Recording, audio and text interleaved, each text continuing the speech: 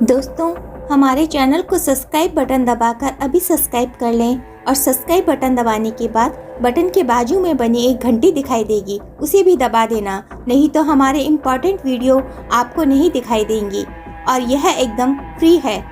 स्वागत है आपका हमारे इस चैनल सनातन कहानियों में। आज इस वीडियो में हम आपको गरुड़ पुराण के अनुसार नर्क का वर्णन बताएंगे। किस प्रकार मनुष्य बुरे कर्मों के लिए किस किस तरह के दंडों का भागी बनता है, इसलिए इस वीडियो को एंड तक अवश्य ही देखिएगा। और हाँ दोस्तों, आगे बढ़ने से पहले इस वीडियो को एक लाइक जरूर कर लीजिए।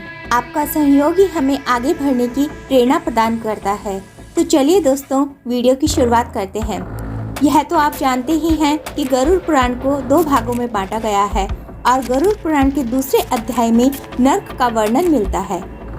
गरुड़ पुराण के अनुसार गरुड़ ने पूछा कि हे केशव, यमलोक का मार्ग किस तरह दुखदायी होता है?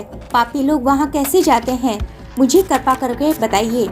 भगवान बोले, हे गरुड़, महान दुख देने वाले यम मार्ग के विषय में मैं तुमसे कहता हूँ। मेरे भक्त होने पर भी तुम उसे सुनकर कांप उठोगे। यम मार्ग में पेड़ों की छाया नहीं होती है, अन्न आदि भी नहीं होता, वहाँ कहीं जल भी नहीं है। वहाँ प्रलय काल की तरह 12 सूर्य तपते रहते हैं।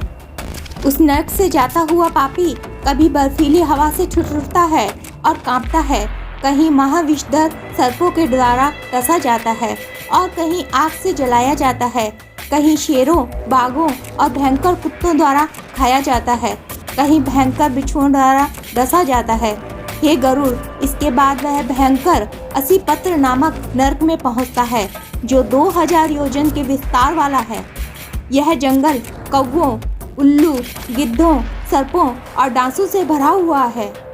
उसमें चारों ओर दावा अग्नि यानी जंगल में लगने वाली आग जलती रहती है। वह जीव कहीं अंधे कुएं में गिरता है, कहीं पहाड़ से लुढ़कता है, कहीं छुरे की धार पर चलता है, कहीं कीलों के ऊपर चलता है, कहीं घने अंधकार में गिरता है, कहीं गहरे जल में गिरता है, कहीं चौकों से भरे हुए कीचड़ में गिरता है, कहीं तपी हुई बालू से भरे और गर्म तांबे की तरह से धधकते मार्ग पर, कहीं अंगारों और कहीं हद से ज्यादा धुएं से भरे मार्ग पर उसे चलना पड़ता है। कहीं अंगारों की बरसात, कहीं बिजली गिरने, पत्थरों की बारिश, कहीं खून की, कहीं नुकीले हथियारों की और कहीं गर्म जल की बारिश होती रहती है। कहीं खारी कीचड़ की बरसात होती है, कहीं मवाद, रक्त, मल से भरे हुए तालाब हैं। यम मार्ग के बीचों बीच बड़ी ही ऊंची और गहरी वैतरणी नदी बहती है। वह देखने पर बड़ी दुखदायिनी है। उसकी आवाज़ भय पैदा करने वाली है। वह 100 योजन चौड़ी और मवाद और रक्त से भरी हुई है। हड्डियों के समूह से उसके किनारे बने हुए हैं। वह बड़े बड़े घड़ियालों से भरी हुई है। हे गरुड़, आए हुए पापी को देखकर वह नदी आग और धुएं से भरकर कढ़ाई में खौलते घी की तरह हो जाती है।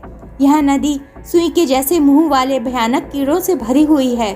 वज्र के समान चोंच वाले बड़े बड़े गिद्ध हैं। इसके बहाव में गिरे हुए पापी हे भाई, हे पुत्र, हे तात कहते हुए रोते चीखते हैं।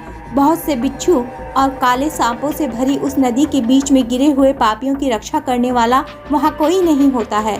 उसके सैकड़ों हजारों भंवरों में फंसकर पापी पाताल में चले जाते हैं। पल भर में ही ऊपर चले आते हैं। कुछ पापी जंजीरों से बंधे हुए होते हैं, कुछ अंकुश में फंसाकर खींचे जाते हैं और कुछ कौवों द्वारा खींचे जाते हैं। बड़े ही भयानक यमदूतों द्वारा मुकद्दरों से पीटे जाते हुए खून की उल्टी करते हैं और उल्टी किए हुए खून को पीते भी हैं। इस प्रकार 17 दिन तक वायु वेग से चलते हुए 18वें दिन वह प्रेत सौम्यपुर में पहुंच जाते हैं। दोस्तों, जाहिर है कि गरुड़ पुराण का यह वर्णन मनुष्यों को धर्म का आचरण करने और पाप से दूर रखने के लिए ही रचा गया होगा। दोस्तों, आपको यह वीडियो कैसा लगा कमेंट करके ज़रूर बताएं। आपके सुझाव और सवाल हमें कमेंट के रूप में मिलेंगे तो हम और बेहतर काम कर पाएंगे। हमारे चैनल को सब्सक्राइब करने के लिए नीचे बने हुए लाल बटन पर क्लिक करके इसके पास जो घंटी है उसे दबा दें, ताकि हमारे आने वाले वीडियो आप तक सबसे पहले पहुँचे। वीडियो में अंत तक बने रहने के लिए आपका हृदय से धन्यवाद।